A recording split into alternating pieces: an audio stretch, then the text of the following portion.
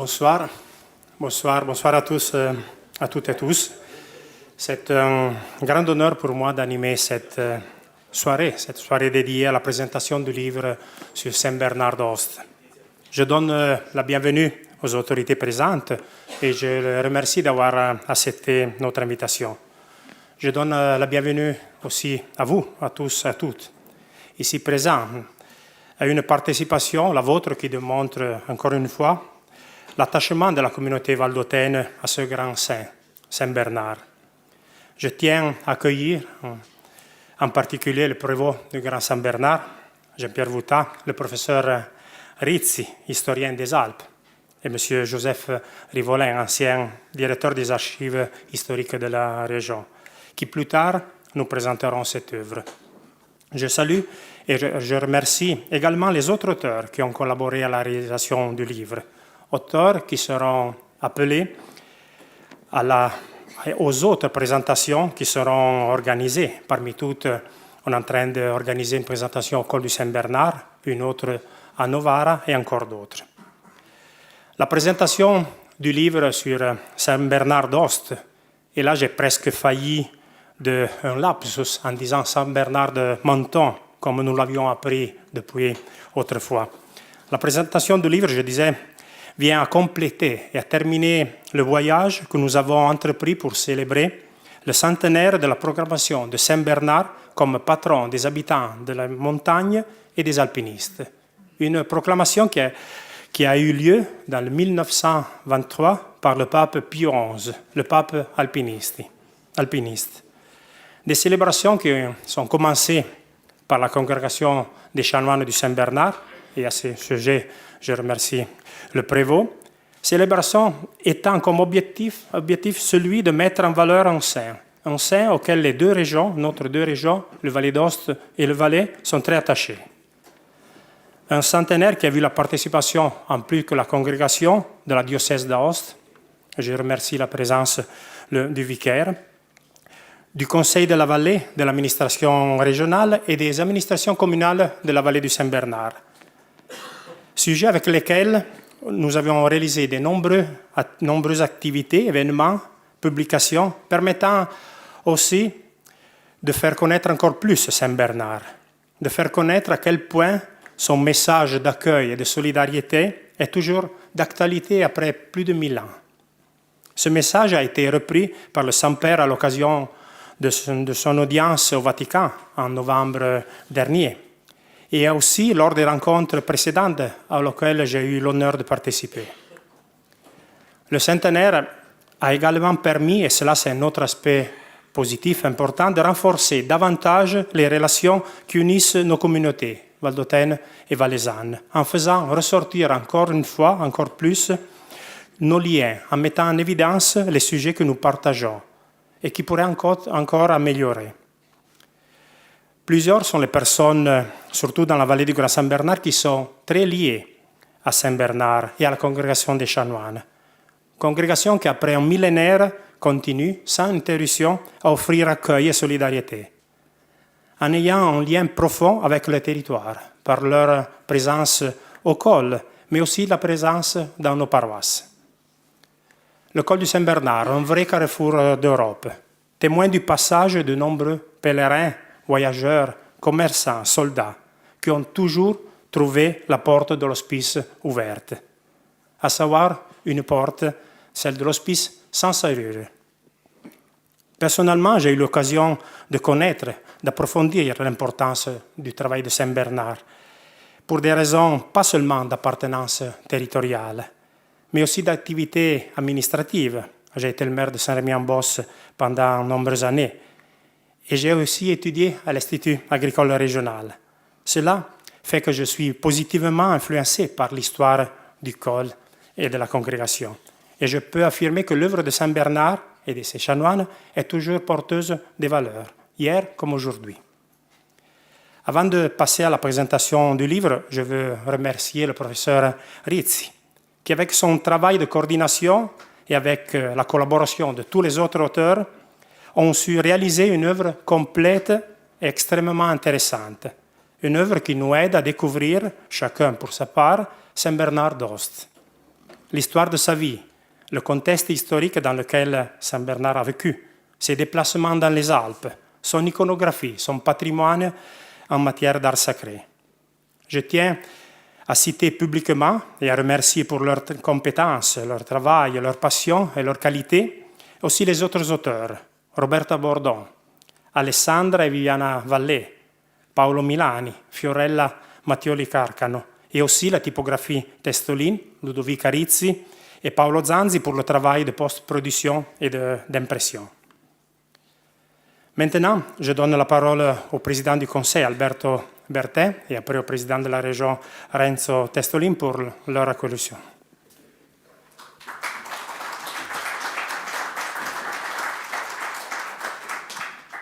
Buonasera a tutti, è un grande piacere questa sera che presentiamo il libro San Bernardo d'Aosta, curato dallo storico delle Alpi Enrico Rizzi e realizzato nell'ambito delle celebrazioni per il centenario della proclamazione del santo patrono degli alpinisti, dei viaggiatori et degli abitanti delle Alpi. Ce volume parrainé par le Conseil de la Vallée a également eu l'honneur de rapporter la 28e édition du prix littéraire René Vivien, un prix que depuis 1994 récompense le travail des ouvrages dont le contenu concerne la realité valdotana. Il volume è frutto di un lungo e meticoloso lavoro di coordinamento editoriale e raccoglie il contributo di illustri studiosi di diverse discipline. A tutti loro va il nostro ringraziamento. Corrado Giordani li ha appena elencati e li ringraziamo per il lavoro come per il coordinamento che è stato fatto. Questa sera ci guideranno in un viaggio alla scoperta delle vite di San Bernardo d'Aosta. Il volume si apre proprio con queste vite, narrate a plurale, racconti che, sebbene talvolta arricchiti da elementi leggendari e fantastici, costituiscono la base su cui si è costruito il mito del santo. Attraverso un paziente lavoro di ricostruzione e di sintesi, i testi pubblicati compongono un mosaico articolato che colma un vuoto di conoscenza della figura di San Bernardo di Aosta. L'intento dell'opera è appunto quello di offrire una revisione rinnovata di San Bernardo, una figura centrale non solo nella storia della Chiesa, ma anche più in generale della cultura alpina, avendo dedicato la sua esistenza all'accoglienza, alla carità, alla protezione dei viaggiatori e dei pellegrini che attraversavano le Alpi. Ci auguriamo che le pagine di questo volume e anche la serata di oggi possano aiutarci a comprendere meglio non solo la figura e la storia del mito di San Bernardo, ma anche il contesto storico e culturale in cui il santo operò, nonché il messaggio universale di accoglienza e solidarietà che vale anche per i nostri tempi. Grazie a tutti e buona serata. Merci, Président Bertin. Je demande au Président Renzo Testolin de nous rejoindre pour son intervention. Merci. Bonsoir, bonsoir à vous toutes et à vous tous.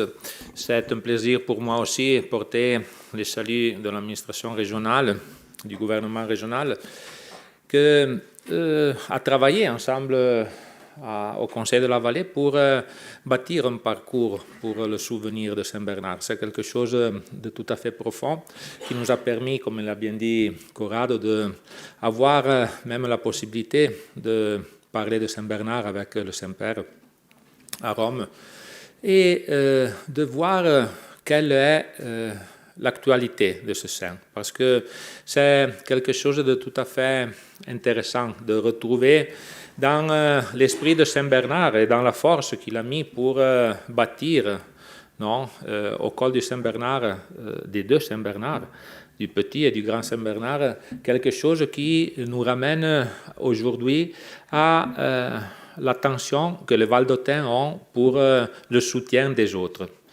pour le bénévolat, pour un tas de choses qui reviennent à celle pensée tout à fait particulière qui nous permet de compter aujourd'hui de 120 associations de bénévolat sur notre petit territoire. C'est quelque chose qui nous réjouit parce que ça veut dire que le travail de Saint Bernard est une chose qui a donné le là à un parcours de sauvegarde des traditions et d'une mentalité, celle de la montagne et des montagnards, qui revient à la solidarité envers les moins chanceux, disons comme ça.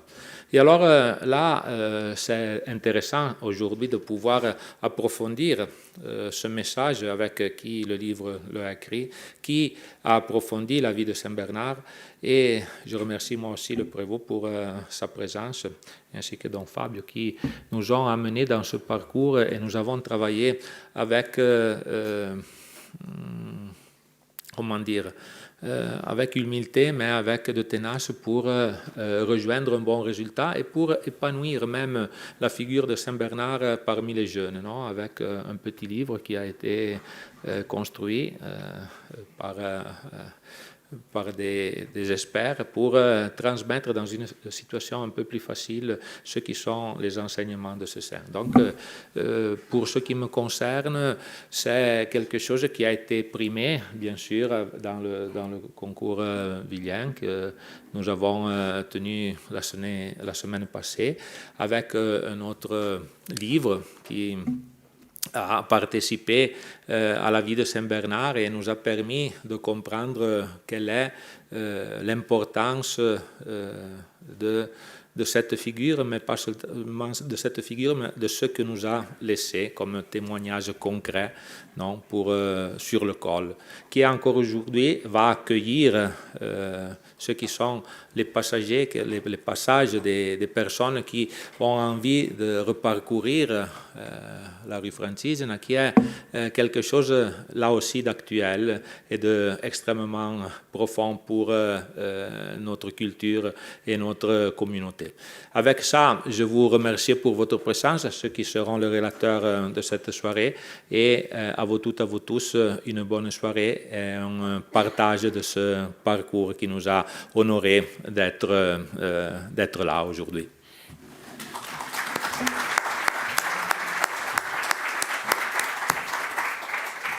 Merci au Président pour avoir souligné l'importance de la valorisation de Saint Bernard et l'activité du centenaire. Je vous demande de rejoindre vos places et j'invite les rapporteurs qui vont présenter le livre.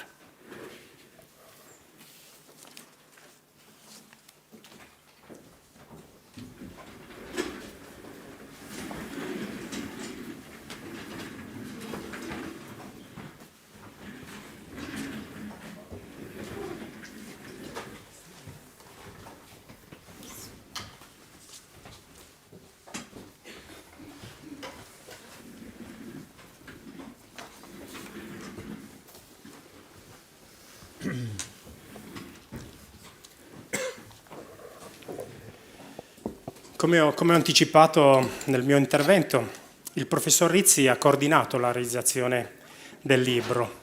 Il professor Rizzi, come ama definirsi, è uno studioso delle Alpi, è un profondo conoscitore delle Alpi e della sua gente.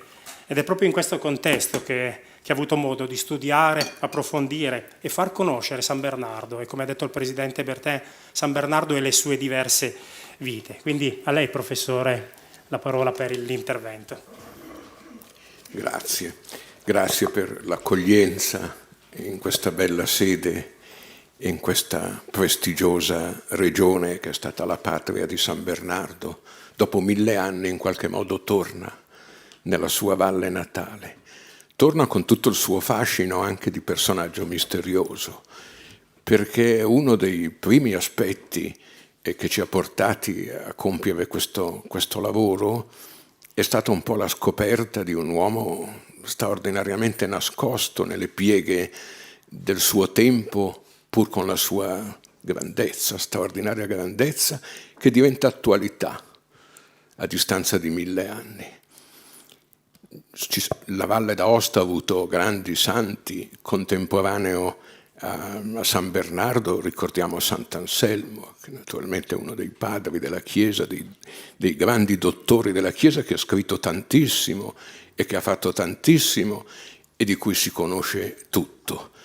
Di San Bernardo si sapeva solo questa sua grande, straordinaria opera di avere fondato un ospizio a 2500 metri sul vertice di un colle alpino, cosa che può sorprendere ancora oggi con la sua altezza, pensando agli inverni alpini, a quell'altitudine, ma che naturalmente sorprende. Io ha detto prima Corrado Jordan, sono storico delle Alpi, ma che soprattutto sorprende pensando all'XI secolo.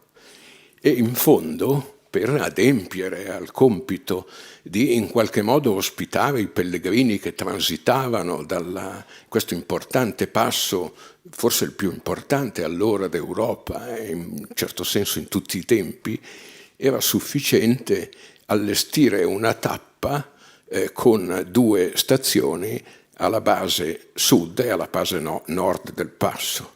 Io penso che l'aver voluto fare invece questo luogo di ospitalità proprio sul vertice abbia un significato spirituale e ascetico che va oltre quello dell'assistenza materiale dei pellegrini, mercanti, soldati, tutti quelli che passavano attraverso il passo, ed è il segno della sua anche attualità, con l'opera che poi per 1000 anni è stata portata avanti dalla sua congregazione.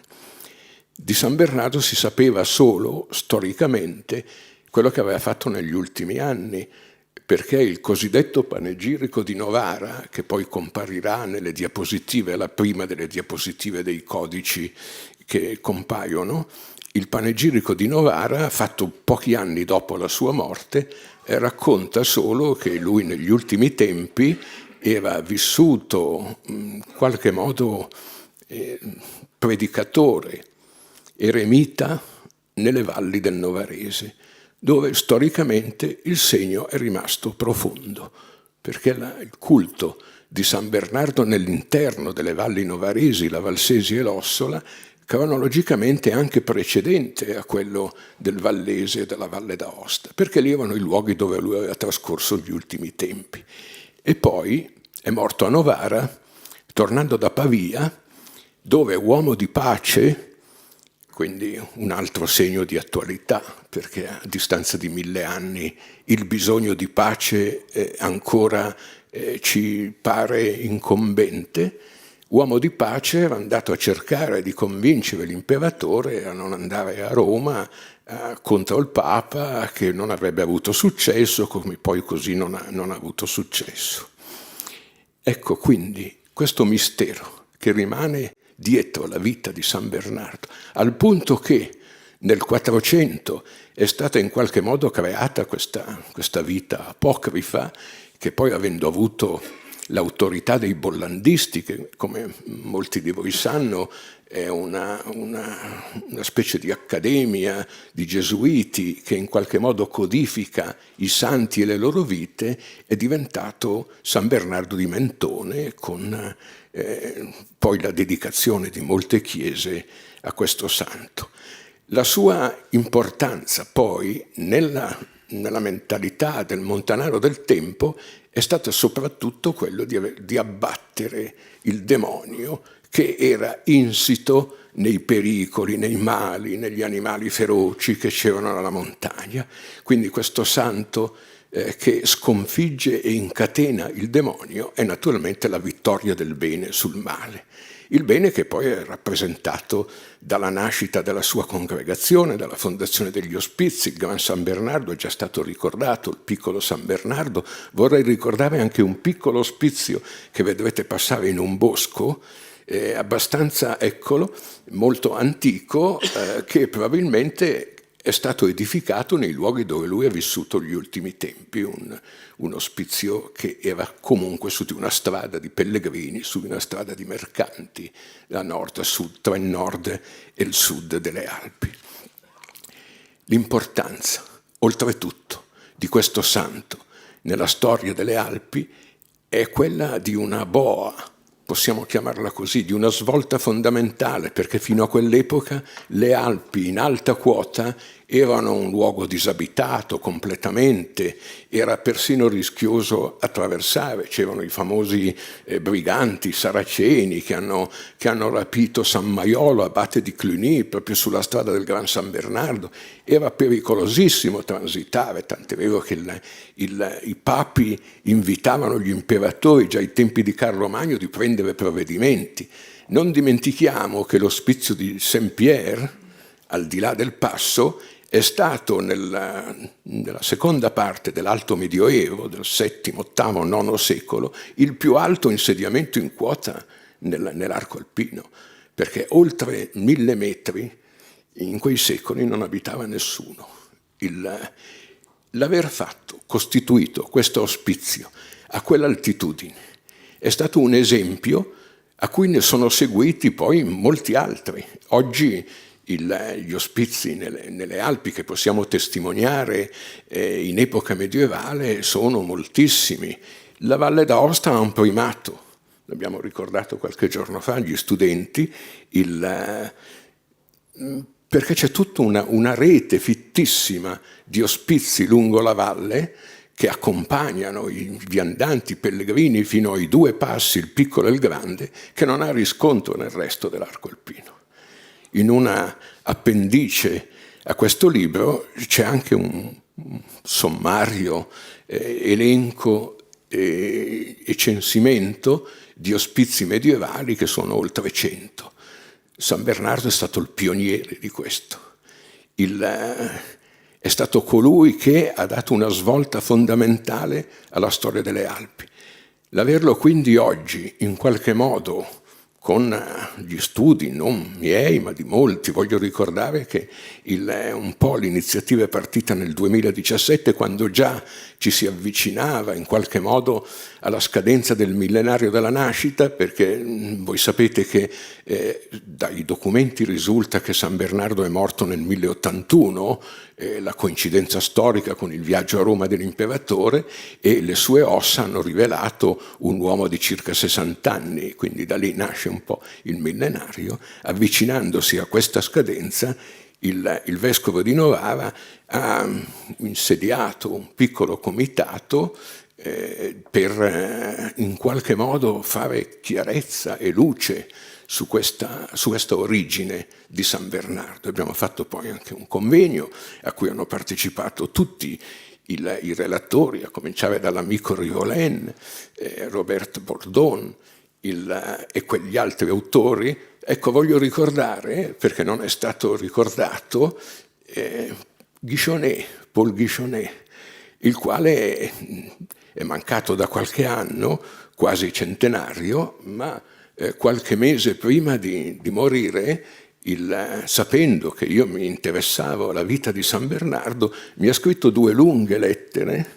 Le abbiamo pubblicate in italiano perché lui scriveva bene, parlava bene, scriveva molto bene anche l'italiano, che sono una testimonianza importante, perché Paul Guichonnet è il massimo studioso, il massimo storico dell'Alta Savoia. Quindi è una testimonianza importante per diciamo, la definitiva consacrazione di Bernardo d'Aosta, di San Bernardo come nativo di Aosta. Ecco, tutto questo ha avuto poi 100 anni fa, è già stato detto, ma va sottolineato, nella proclamazione di Pio XI a patrono degli alpinisti, degli alpigiani, di tutti coloro che abitano e frequentano la montagna, la consacrazione a questo santo come in qualche modo il protagonista della riscoperta della montagna, della riscoperta della natura, del rispetto della natura e anche, questo è già stato detto, dell'accoglienza in questo bellissimo luogo dove ancora la congregazione meritoriamente tiene sempre aperta la porta dell'ospizio nello spirito evangelico che dice io ero straniero e mi avete accolto. Grazie.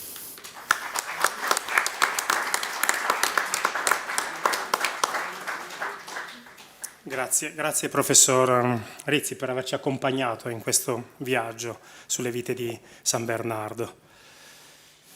Notre historien, Joseph Rivolin, maintenant nous amènera dans un voyage dans le temps, en nous dévoilant de quelle façon le contexte historique a influencé le Saint Bernard et son activité. À vous. Merci, bonsoir à toutes et à tous. À vrai dire, je suis archiviste et pas historien. Les historiens sont ceux qui enseignent à l'université. Mais bon, merci quand même de m'avoir invité ici et pour présenter les peu de choses que je sais sur Saint-Bernard. En effet, sur Saint-Bernard, on ne sait pas grand-chose. Monsieur le professeur Rizzi a rappelé le panégyrique, qui est pratiquement le seul document qui concerne directement Saint-Bernard, et il n'y a pas d'autres documents qui puissent témoigner directement de son activité au sein de l'Église valdôtaine. Par conséquent, pour connaître le contexte dans lequel il vécut, il faut se rapporter à des connaissances générales qu'on peut avoir sur son époque. Connaissances qui, elles non plus, ne sont pas particulièrement nombreuses, parce que même les témoignages nécessaires pour reconstituer le cadre historique de l'époque sont rares. Et on peut seulement connaître les grandes lignes des événements politico-institutionnels de l'époque. Merci. Et là, vous connaissez, je crois. Le phénomène historique le plus important du XIe siècle au niveau européen est sans doute la grande croissance démographique, économique et culturelle à laquelle on a attribué l'étiquette de Renaissance de l'an 1000. Et qui, en Vallée d'Aoste, s'est traduite notamment par la reconstruction de la cathédrale et de la collégiale Saint-Ours et par la fondation attribuée à Saint-Bernard, justement, des hospices du Mont-Joux et de la colonne Joux, qui témoignent la reprise des passages et des liens commerciaux à travers les Alpes valdôtaines, en particulier le long de la Via Francigena ou Voie Romée. Au point de vue de la politique locale, l'événement le plus marquant qui se produisit pendant la vie de Saint-Bernard fut en 1032 la mort du roi de Bourgogne, Rodolphe III, sans descendance masculine. Alors, le royaume de Bourgogne que nous voyons là, dont la Vallée d'Aoste faisait partie, fut hérité par le neveu de Rodolphe III, l'empereur Conrad II, qui l'ajouta au titre impérial et aux deux autres royaumes dont il était souverain, le royaume d'Italie et le royaume de Germanie ou d'Allemagne. L'autorité du roi de Bourgogne était cependant très faible et le pouvoir politique dans les différentes régions était en réalité à l'époque exercé déjà par des seigneurs locaux, laïcs et ecclésiastiques, les comtes, les vicomtes, les évêques et les abbés des grands monastères. En Vallée d'Aoste, l'autorité de l'évêque et du vicomte qui résidait dans la région était concurrencée par le comte Humbert, surnommé plus tard au Blanchemin, qui était un puissant membre de la cour royale au temps de Rodolphe III et qui, en 1022, avait réussi à faire élire évêque d'Aoste son fils Burchard et qui devint ensuite le principal supporter de l'empereur Conrad, qui eut des difficultés à s'imposer comme roi. Les deux événements historiques les plus importants qui se produisirent à l'époque de Saint-Bernard furent cependant deux crises qui concernèrent la chrétienté dans sa dimension globale et qui, tout en n'étant pas mentionnées directement dans la documentation valdôtaine, ont laissé des traces sur notre territoire dans deux sources historiques. Il ne s'agit pas de documents écrits, mais de témoignages iconographiques qui, à mon avis, permettent de connaître un aspect de la mentalité de l'élite intellectuelle de l'époque, c'est-à-dire essentiellement du clergé diocésain. Le premier de ces événements est le schisme d'Orient. En 1054, le pape Léon IX et le patriarche de Constantinople, Michel Ier Cérulaire, s'excommunièrent réciproquement au bout d'un long processus d'éloignement progressif des deux étoiles d'Orient et d'Occident, né au IXe siècle et fondé principalement, mais non exclusivement, sur des raisons dogmatiques, en provoquant la séparation de l'Église catholique en Occident, celle que nous appelons l'Église catholique, et de l'Église que nous appelons orthodoxe en Orient. Divorce qui demeure de nos jours encore. Comment cet événement a pu concerner le clergé local? C'était un événement d'une gravité exceptionnelle. Alors, le clergé valdôtain fut sans doute d'abord choqué par l'affrontement des deux patriarcats, puis par le schisme. Je crois qu'il exprima son état d'âme par les deux fresques de la collégiale Saint-Ours, dont la première va être, voilà. Ce sont deux fresques qui sont pratiquement identiques, au point qu'on pensait qu'ils se rapportaient au même épisode, tandis qu'après on a découvert qu'il s'agissait de deux épisodes différents de l'Évangile. Voilà, je crois que le sentiment du clergé de l'époque valdôtain s'est exprimé par ces deux fresques qui représentent la barque de Saint-Pierre secouée par la tempête, chose qui me semble un symbole assez évident, et qui occupe significativement un large espace de la nef. Ce sont deux fresques qui occupent pratiquement le tiers de la nef de l'ancienne nef, parce que maintenant ils sont dans les combles de la collégiale. Dans le texte, j'explique les raisons de cette opinion et je fais des considérations qui m'avaient été suggérées par le don que Monseigneur Careggio, à l'époque chanoine de Saint-Ours, avait fait au pape Jean-Paul II. Careggio avait donné au pape une reproduction de l'une de ses fresques où figurent les deux premiers patriarches de l'Église d'Occident et d'Orient respectivement, c'est-à-dire Saint-Pierre et Saint-André, les deux frères. Ce don était un hommage à l'engagement du pape polonais pour la réconciliation des deux communautés chrétiennes.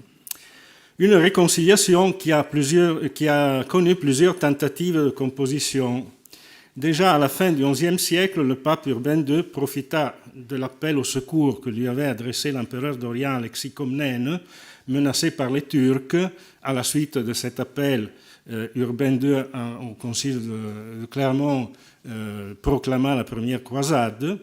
Et en profitant de ce moment, disons, d'amitié, de bon rapport entre le pape et l'empereur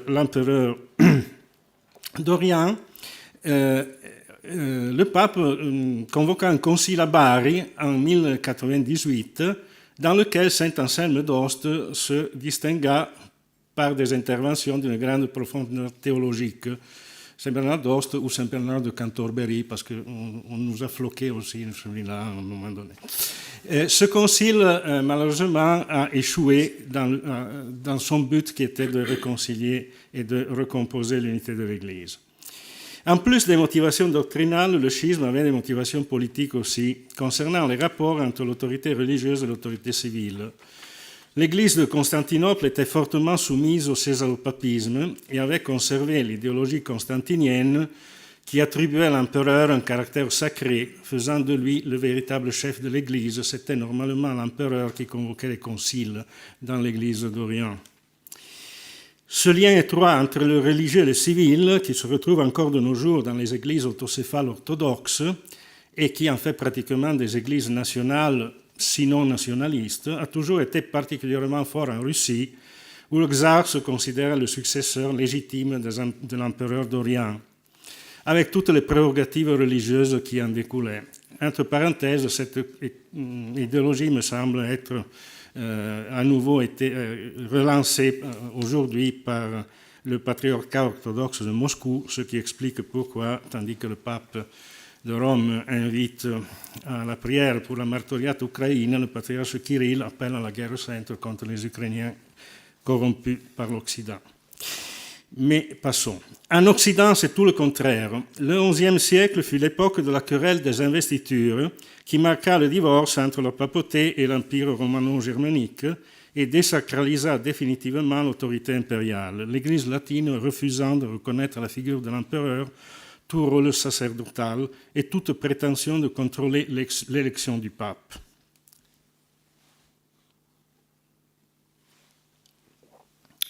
Dans ce processus, on peut reconnaître la racine, si l'on veut, la racine lointaine de l'autonomie réciproque des pouvoirs civils et religieux qui distingue aujourd'hui les pays de tradition chrétienne occidentale par rapport notamment à ceux qui pratiquent l'autre grande religion monothéiste, c'est-à-dire l'islam. Pour bien saisir la portée de ce phénomène, il faut rappeler que l'empereur Henri III avait imposé dans la décennie 1046-1056 l'élection d'une série de pontifes allemands dans le but de moraliser le gouvernement de l'Église, gravement corrompu par l'introduction des principes réformateurs élaborés par le monachisme clunisien. Mais son successeur Henri IV, âgé de 6 ans au moment de la mort de son père, ne put cependant contrôler ni l'élection du pape Étienne X, qui était déjà partisan d'une pleine autonomie de l'Église par rapport à l'Empire, ni celle de Nicolas II, Gérard de Tarentaise ou de Bourgogne, qui, lors du concile de Latran de 1059, réglementa l'élection des papes de manière à exclure toute ingérence de l'empereur. Le conflit qui en découla opposa son successeur Alexandre II à l'impératrice régente Agnès de Poitou, qui fit élire un antipape, Honorius II, et s'aggrava ce conflit avec l'élection de Grégoire VII pour aboutir à l'épisode bien connu de l'humiliation d'Henri IV à Canossa en 1077. Les événements qui marquèrent le conflit entre la papauté et l'Empire eurent sans doute un important retentissement en Vallée d'Aoste, même à cause vraiment de liens personnels. Le pape Nicolas II était savoyard et avait vraisemblablement des rapports étroits avec le clergé et l'aristocratie valdôtaine. La marquise Adélaïde de Turenne, belle-mère de l'empereur Henri IV, mais partisane de Grégoire VII, qui eut un rôle déterminant dans l'organisation de la rencontre de Canossa avec Mathilde, la comtesse de Canossa, était la veuve du comte Odon de Savoie et avait exercé la régence sur la vallée d'Aoste pour ses fils Amédée II et Pierre Ier pendant leur minorité. Enfin, Saint Bernard lui-même, comme on l'a rappelé, joua un rôle actif dans ces événements puisqu'il mourut à Novare de retour de la mission pacificatrice qui avait malheureusement échoué auprès d'Henri IV lors de son couronnement à Pavie en 1081 pour le convaincre à ne pas entreprendre l'entreprise militaire qu'il avait l'intention de faire contre Grégoire VII. Dans ce conflit, quelle était la position du clergé de Valdôtain qui était concerné plus ou moins directement, même à travers ces personnages. Elle est révélée, à mon avis, par les fresques qu'il est encore possible de voir dans les combles de la cathédrale, qui datent vraisemblablement de 1065 environ, peut-être de quelques années avant, date de l'achèvement des travaux de reconstruction de l'édifice. La galerie des ancêtres du Christ, qui passe dans la partie supérieure de la fresque, d'un côté, alors que de l'autre côté, il y a les évêques d'Aoste, devait se compléter par les images du Christ en mandorle et des apôtres qui devaient se trouver dans l'abside, comme dans toutes les églises romanes. Abside qui malheureusement a été détruite par la suite. Et ces fresques, à mon avis, affirment le rôle incontournable de l'Église dans le salut de l'humanité, parce qu'il s'agit de la théorie des ancêtres du Christ, le Christ, les apôtres et les successeurs des apôtres, c'est-à-dire les évêques d'Aoste. Ces fresques suggèrent, à mon avis, la légitimité des prétentions à la prééminence du pouvoir spirituel sur le temporel. On peut en déduire l'adhésion du clergé valdôtain à l'idéologie des papes réformateurs. Cette adhésion, à mon avis, est mise en relief aussi par les images des souverains qui apparaissent dans les épisodes de l'Exode et de la vie de Saint-Eustache, qui sont respectivement du côté nord et du côté sud de la nef, et qui représente l'empereur Adrien, le personnage couronné à droite, qui condamne au martyre le saint chrétien, et de l'autre côté le pharaon qui provoque la colère de Dieu contre son peuple pour avoir refusé d'obéir à la volonté de Dieu exprimée par l'intermédiaire de Moïse et d'Aaron. Et ces figures donnent une image très négative des puissants laïcs, qui est une image négative qui correspond tout à fait à l'esprit du Dictatus Papae rédigé quelques années plus tard par Grégoire VII.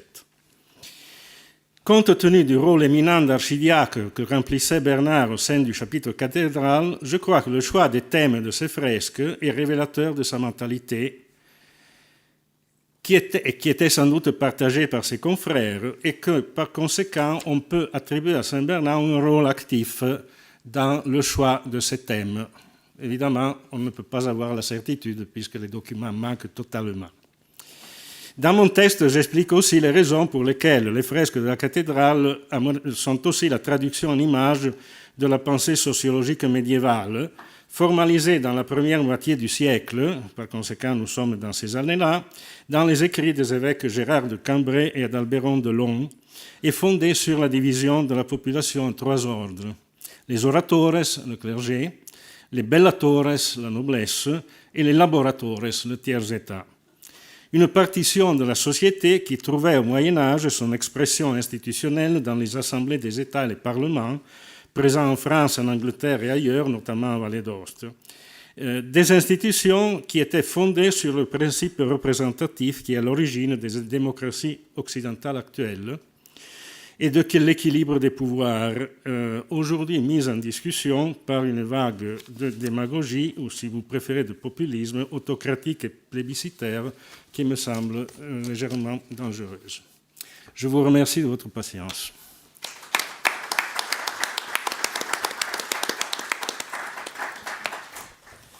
Merci, Joseph Rivolin, pour votre aperçu très pointu sur l'histoire dans laquelle Saint-Bernard il a vécu.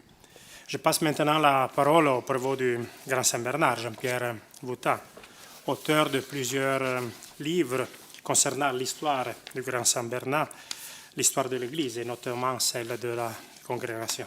À vous.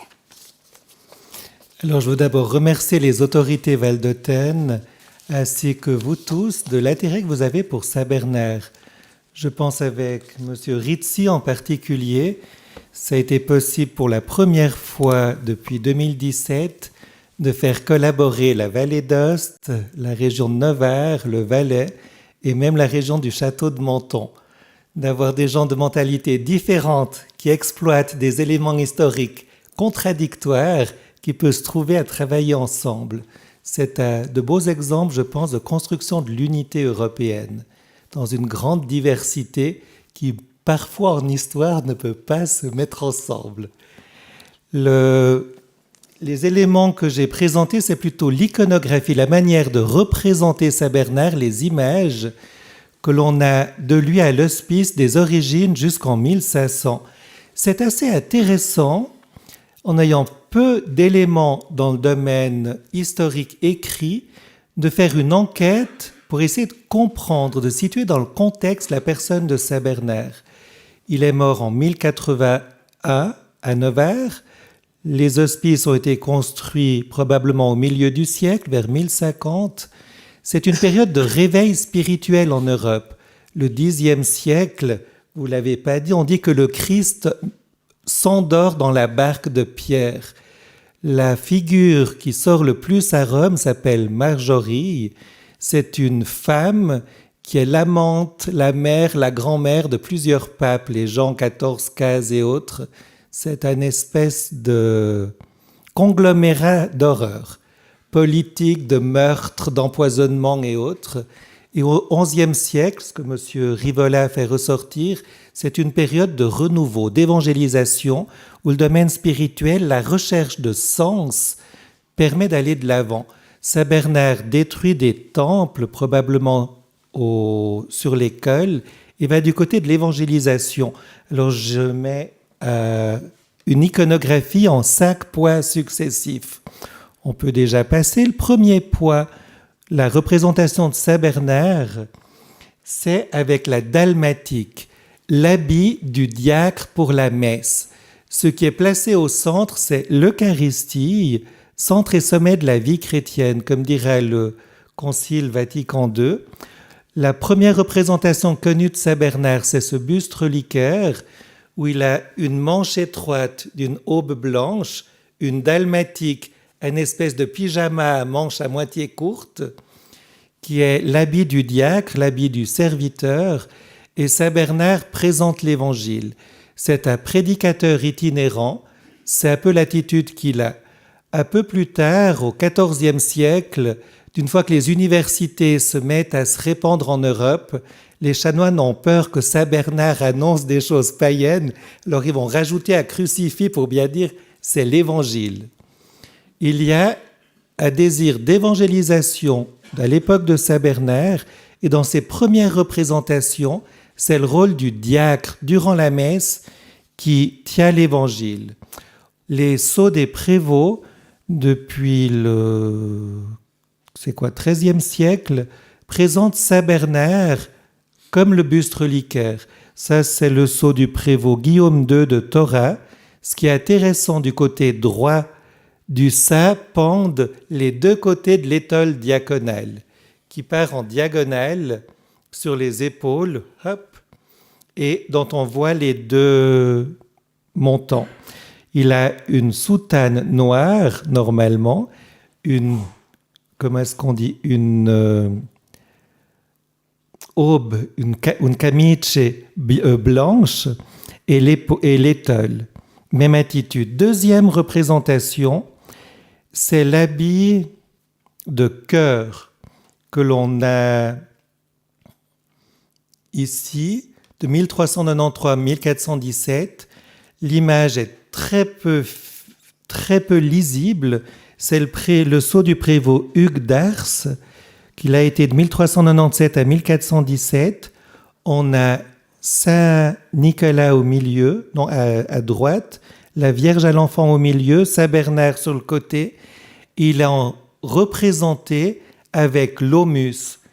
Il a la soutane noire, un surplis blanc qui arrive au genou, et l'habit en peau d'écureuil, j'ai mis le nom scoiattolo, il en faut 150 pour faire un habit. C'est les heures de prière dans l'église pour prier les psaumes. C'est une autre manière d'évangéliser, d'être là autour de la parole de Dieu qui est approfondie ensemble. La troisième iconographie de Saint Bernard, qui est intéressante, c'est l'habit civil, l'habit de ville. Et dans le sceau du prévôt Jean d'Ars, qui a été prévôt de 1417 à 38, Saint Bernard, c'est celui qui a la tête abîmée, il a une soutane noire et un long rocher blanc devant qui descend, qui ressemble à un scapulaire et qui est relié du côté gauche.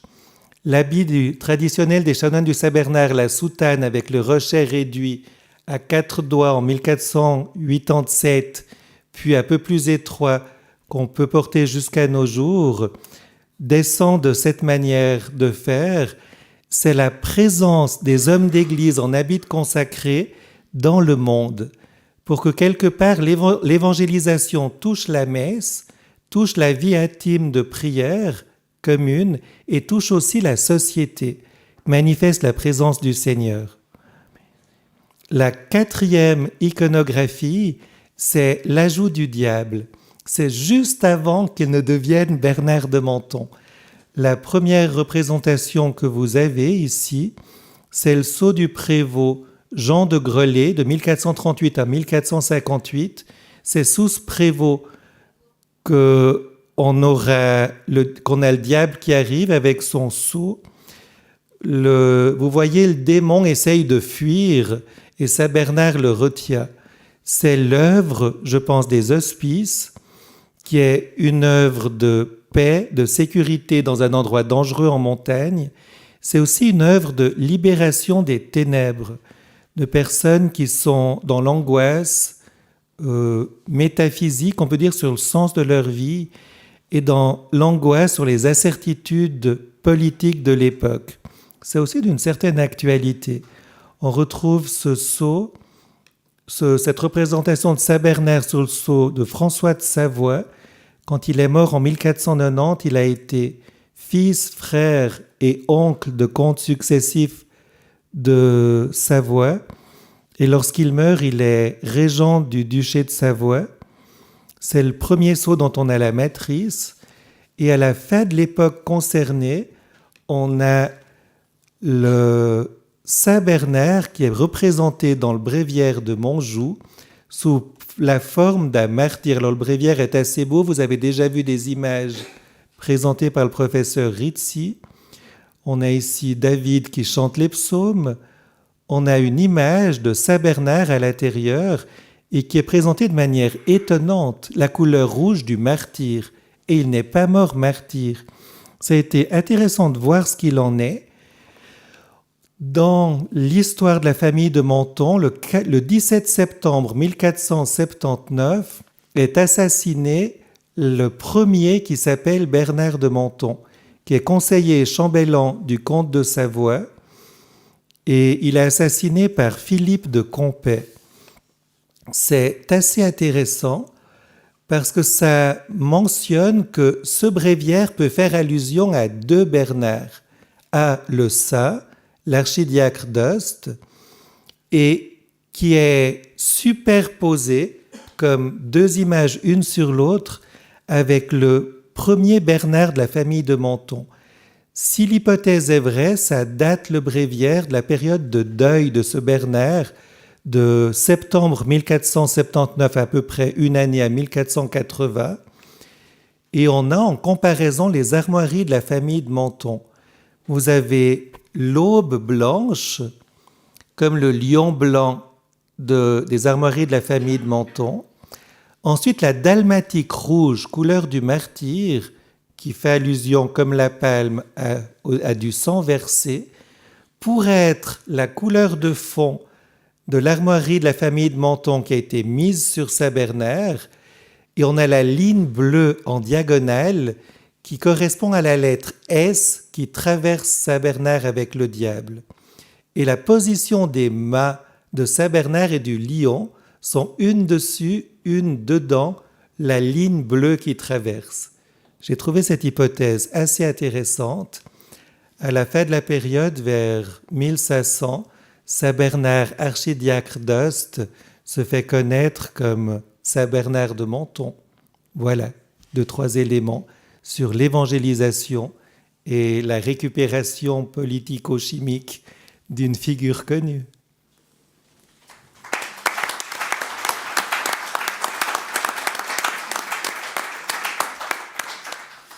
Merci au rapporteur pour cette intéressante présentation. Merci à vous tous pour votre présence et pour votre attention sur un sujet, comme je disais auparavant, un sujet auquel nous sommes très, très liés. Merci encore et bonne soirée.